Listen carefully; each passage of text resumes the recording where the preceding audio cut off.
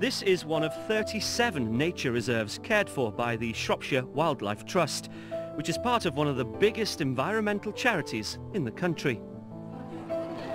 Each week the Trust runs nature tots for the under fives, and today we're on a bug hunt trying to find those monsters in the garden Mr. Darwin would have approved. Problem is, I haven't found anything yet.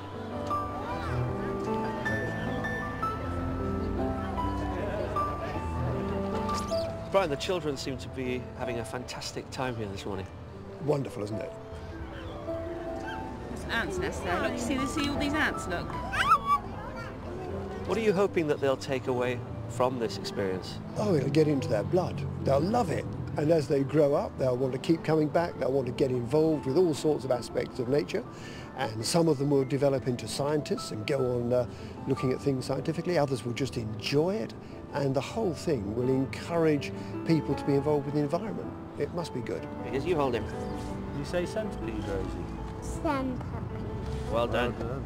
Darwin would thoroughly approve because he was basically a field naturalist. I love the description that said he went from meadow to meadow round the fields of England collecting. Now, we don't collect today, but we collect the information. We get people involved. He would have thought this was just wonderful. And he wanted to understand the world. He wanted to understand the science behind it. What makes it like it is? And that's what we want to know, because that's great to understand God's creation even better. Found a very large spider. Yeah. Is this science to you, or is this God's creation? It's both, isn't it? You can't separate them. The science, in a sense, tells us how it all happens, and the Bible tells us why it happens. And there's a whole message there about why we're here and what it's all about. But that shouldn't in any way stop us looking at how it's happening today and the science behind it.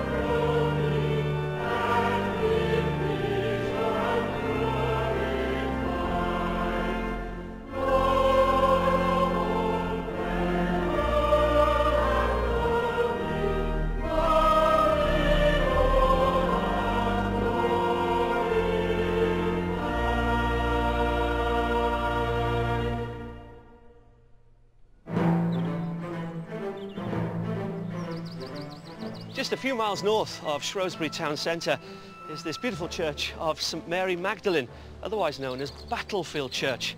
It was built as a memorial to the thousands of men who lost their lives in the ferocious Battle of Shrewsbury back in 1403. Jesus said, "Blessed are the peacemakers." So in all this talk of evolution, perhaps we should ask, just how much has humankind evolved if we still try to sort out our differences with war and conflict?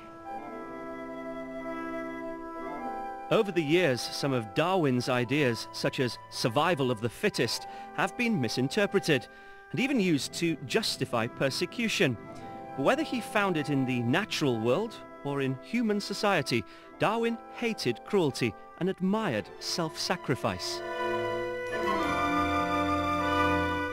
Wilfred Owen, perhaps the greatest of the soldier poets who lost their lives in World War I, is another of Shrewsbury's famous sons. He, like Darwin before him, when confronted by suffering and death, asked the big question, where is God in all this? The military tradition is still very much alive in Shrewsbury, and with Copthorne Barracks at the heart of the community, Shrewsbury remains a proud garrison town to this day.